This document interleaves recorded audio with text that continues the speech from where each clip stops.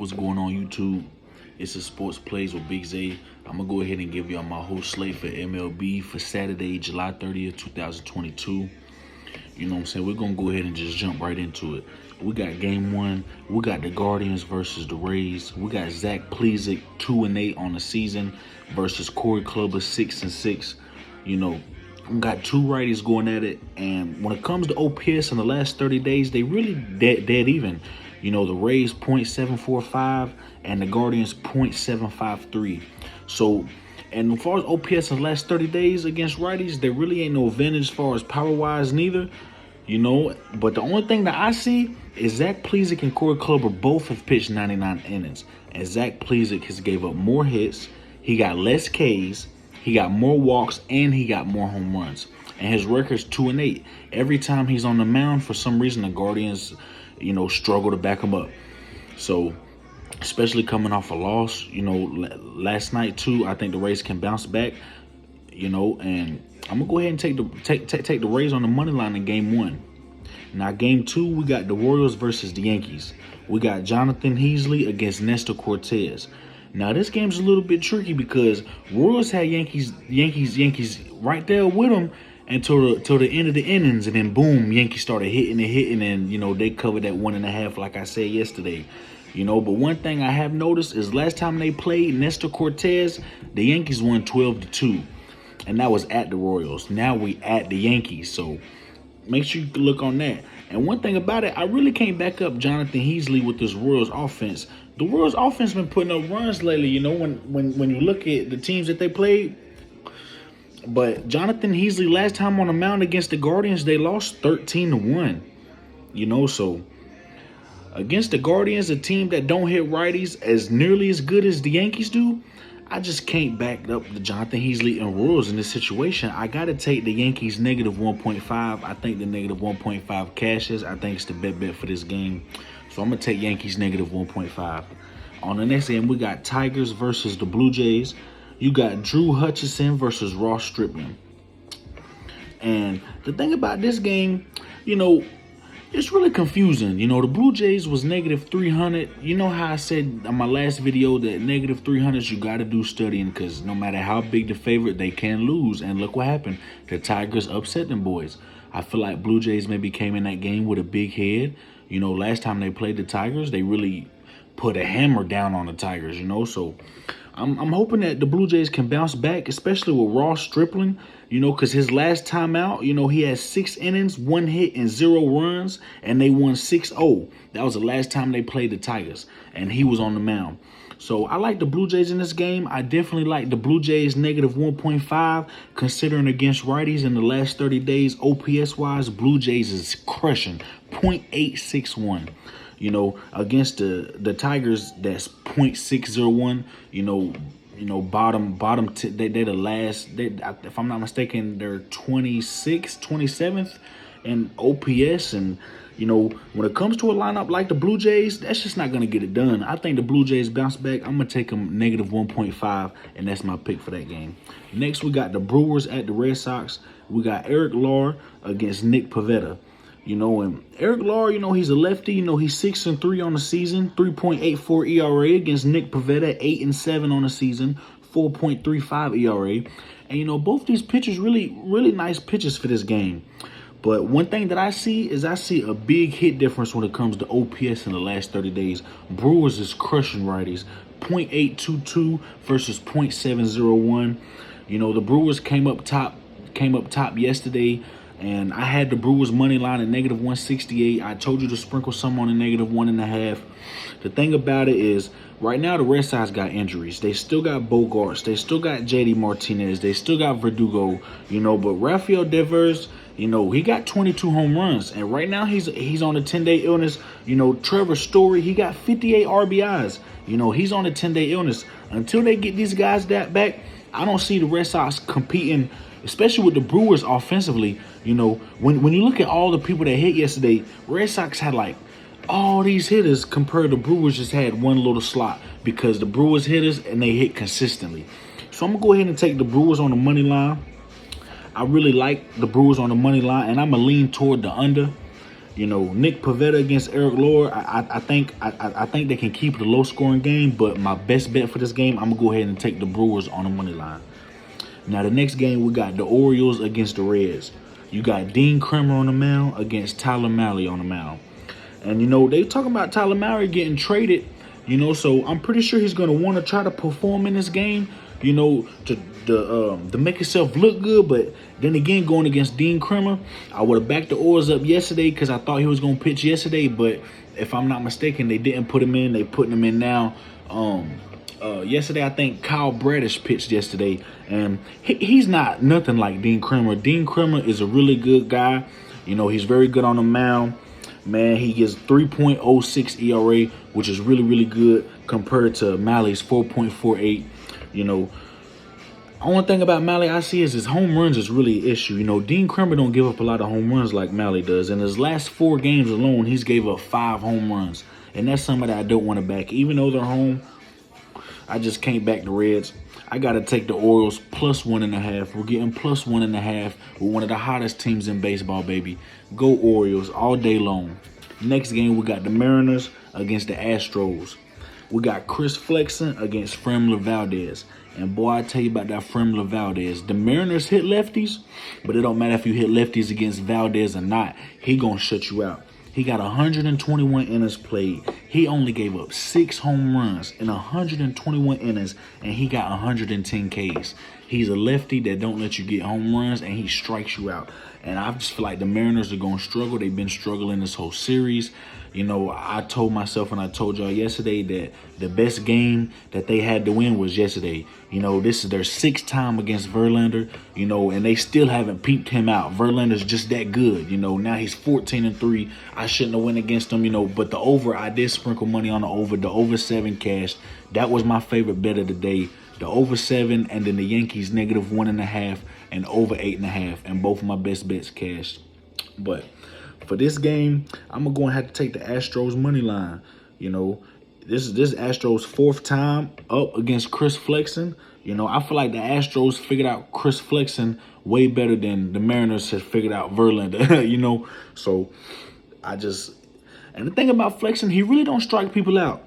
He got 105 innings played with only 75 Ks, which ain't bad. You know, it's about mediocre, maybe a tad above average, but that's not going to cut it against the Astros lineup, you know, that's just crushing righties, crushing lefties, especially at home. One of the best baseball teams at home. I'm going to go ahead and take the Astros money line. Now, for the next game, we got the Twins against the Padres. We got Sony Gray against Joe Musgrove. And boy, Sony Gray's last outing, it wasn't really that well. But Joe Musgrove's last outing was really good. And Joe Musgrove was 8-3 on the season. You know, Sony Gray gives up 3.52 ERA, while Joe Musgrove gives up a 2.63 ERA. You know, man, this is just a crazy game. You know, I had the Twins yesterday, and they didn't come out for me. You know, one thing I have noticed is Joe Musgrove, he's lost his last 2. He's lost 2 in a row. You know, he started out the season 8-0. You know what I'm saying? And that was really surprising for me, you know. But he started out the season 8-0. You know, he was striking out everybody. He was just going crazy, you know. But now you kind of see the regression in this game. He's lost his last 2. You know, and both times he's done gave up a couple runs. You know, he's given up more home runs toward the later of the half of the season. You know, and in this spot, you know, a lot of people are going to take the Padres, especially after seeing last night. You know, for me, I got to take the Twins plus 1.5. I'm not going to take them on a money line. I'm going to take them plus 1.5. I think Sony Gray can keep this game close. You know, I think he can keep this game close. But that's going to be my pick for this game. I like the Twins plus 1.5. That's not my favorite game, as you could tell. I was a little iffy about who I had. That's not my favorite game. But if I had to choose, I'm going to go ahead and pick the Twins plus 1.5, and I'm leaning towards the under. Sony Gray been giving up a lot of runs lately. You know, I think he's going to step up, especially against the Padres lineup that just hasn't been efficient. That's so off and on. They win and they lose. They win and they lose. So I'm going to go ahead and take the Twins on the money line. I mean, the Twins plus 1.5, excuse me. Next game, we got Athletics versus the White Sox. And boy, them Athletics, 4-game-in-a-row win streak. They done swept the Astros. They took game 1 against the White Sox. But the only thing is, you know, Paul Blackburn pitching for the Athletics, and Johnny Cueto pitching for the White Sox. It really could go either way. It's dang near like a coin flip, but one thing I've seen is Johnny Cueto performs better whenever he plays bigger teams. He got a 2.89 ERA compared to Paul Blackburn's 4. He gives up a little over 4 runs a game. But the thing I see is just Paul Blackburn's last outing against the Rangers was probably his worst outing in the whole season. He only played 4 innings. He gave up 10 hits, 10 runs, and that was against the Rangers. A lineup that is not hitting righties as good as the White Sox right now. They're about even, but the White Sox got them just a tad better right now. The Rangers right now is really going crazy against lefties. If there's a lefty in the lineup against the Rangers, I feel bad for you. But, as Paul Blackburn coming in this game after giving up 10 hits to the Rangers and White Sox losing, White Sox been losing, and White Sox is off and on too. They lose a couple, they win. I think it's time for White Sox to go ahead and get a win. But I'm not going to take White Sox for the game because White Sox bullpen been doing really bad. Extra innings, they've been going into games. The backup pitcher's been coming in and they ain't been able to get it done. So I got White Sox in the first 5 innings. I think White Sox can get to Paul Blackburn early. If the Athletics come back later in the game, that ain't my business. I'm taking them in the first 5 innings. Next game, we got Phillies at the Pirates. We got Ranger Suarez against Mitch Keller. And Ranger Suarez is a lefty. Mitch Keller is a righty. When Mitch Keller lost his last 2, and when Mitch Keller went up against the Yankees a few weeks ago, the Pirates lost 16-0. He gave up 10 hits and 4 earned runs and 2 home runs in that game. When the Phillies can hit righties just as good as the Yankees now. But, Ranger Suarez, the Phillies won 4 out of their last 5 whenever he started on the mound. And, he's looked good against teams that's hit lefties. You see the Braves, they got him the first game, but the second game he came back strong. And I really like Ranger Suarez in this matchup. Pirates do hit lefties a little better than they do righties. But the Phillies, especially with Hoskins back in the lineup, their offensive power, I think, is just too much for the Pirates. I think it's going to be overwhelming. I got Phillies on the money line. And if you want to sprinkle a little bit on the run line as well, that's your decision. But my best bet for this game is Phillies on the money line. Next game, we got Cardinals against Nationals. We got Dakota Hudson against Eric Fred. And now Dakota Hudson, man, the only thing about it, he's been pitching really, really good, but the Cardinals have not backed him up. You see, his last 3, he's lost. The Dodgers, they lost 4-0. The Phillies, they lost 1-0, where he didn't even give up a single run in that game. And you see, against Atlanta, they lost 6-3. And so he's been pitching really, really good, but the Cardinals have not backed him up. And seeing last night that they only let Goldschmidt out because, in Toronto, they got that COVID vaccination rule. I see that Goldschmidt's in the lineup, Arenado's in the lineup. I'm not gonna swift any different. I don't even gotta look anything towards the Nationals for me to take the Cardinals on the money line. That's gonna be my best bet for this game. Actually, really, that's one of my favorite bets of the day. The Cardinals on the money line. Now, the next bet, we got the Diamondbacks against the Braves. We got Corbin Martin against Ian Anderson. And honestly, with these 2 pitches, it's very confusing because I don't think I can back either one of them. When it comes to Corbin Martin, all 3 road games that I've noticed have gone over. He's played 18 innings and he got 0 home runs. So he hasn't gave up no home runs yet, but I think that's going to change against a strong Braves lineup who's top 5 when it comes to home runs compared to everybody in the MLB. The Braves hit that ball. You got Austin Riley. Austin Riley got hit. Austin Riley, Ozuna. Ronald Acuna Jr. is healthy this year. I'm going to have to take the over 9 just because Ian Anderson, I can't back up neither. You see his last start, probably one of the worst starts to his whole season where the Braves lost 9-1 to the Angels. And, even though there was times that Ian Anderson has pitched good, he still got a 5.31 ERA for the season. And that's just not going to cut it against the Diamondbacks that's been crushing righties. So I'm going to go ahead and take the over 9. I think the over 9 is the best play in this game. Next game, we got the Dodgers against the Rockies. We got Clayton Kershaw against Kyle Freeland. Clayton Kershaw and Kyle Freeland. We got two lefties battling out. Clayton Kershaw gives up a 2.49 ERA, while Kyle Freeland gives up a 4.64 ERA. Now, the thing about Kyle Freeland is there was one time he did pitch good against the Dodgers and the Rockies got that win. But the other times when they played against the Dodgers, he did not look good in them times because he lost 2 out of 3. And Clayton Kershaw, he started off the season strong, and he's you see a little regression in his game. I feel like Clayton Kershaw bounces back in this game. The Dodgers have owned the Rockies. I told myself and I told y'all that the Rockies' best game to beat the Dodgers was yesterday against Julio Urias, just like Verlander. They've seen him a lot, and for them not to execute makes me feel like that the Dodgers have just owned them, and I'm gonna have the Dodgers sweeping them. Honestly, especially against lefties, the Dodgers has been crushing. Their OPS in the last 30 days is .907. They're top 3 against baseball as far as OPS in the last 30 days against lefties. They're absolutely crushing lefties. I'm gonna go ahead and take the Dodgers on the money line at -190, but you can sprinkle some on a 1.5 as long, if you want to, because that's also a good bet. But the thing about it, man, is last night they didn't win by more than 1.5, so sometimes that 0.5 can kill you. So I'm gonna go ahead and take just the Dodgers money line, just to be safe. Now, next game we got the Giants against the Cubs. The Cubs against the Giants. Giants at home. We got Drew Smiley against Jacob Jonas. And honestly, these guys, I can't back up either one of them. Drew Smiley done lost 2 games. His last 2 games pitched, it was under both games. That both games was 4-2. That's something you got to look at, too, when it comes to the Cubs and the Giants. Both times, last night when they played, it was 4-2, and the night before that, it was 4-2. Especially against Jacob Jonas. You see when Jacob Jonas went against the Diamondbacks, he did not do well. He lost 7-0 against the Diamondbacks. And that game was still under, despite the Giants not performing at all, giving up 0 offense. You know what I'm saying? So I'm gonna go with the over 8. I think that 8 is just set too low. Both teams has been hitting a lot of unders lately, and that total just keep dropping.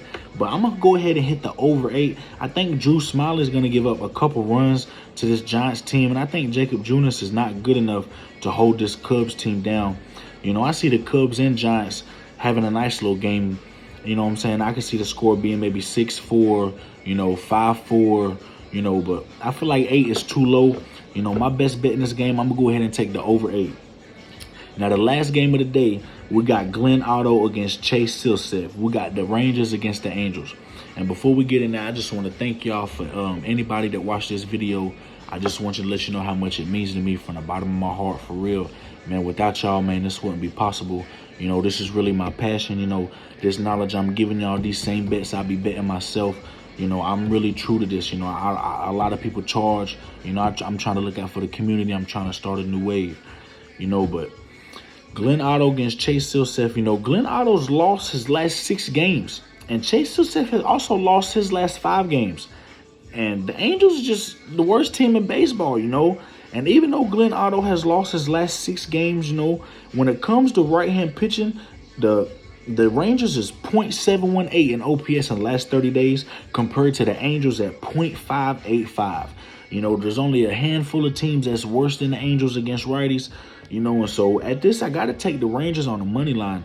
I know a lot of people will fade Glenn Otto, but last time Glenn Otto went up against the Angels, they won 7-2, and that was at the Angels, and now they're coming back at the Angels. Even though the Angels had a lefty pitching and Ditmer's that game, I still feel like the Rangers might not score 7, but I feel like the Rangers can at least put up 4. And if Glenn Otto can give up just 2-3 runs to the Angels, I don't see the Angels scoring no more than that. The Angels been slacking.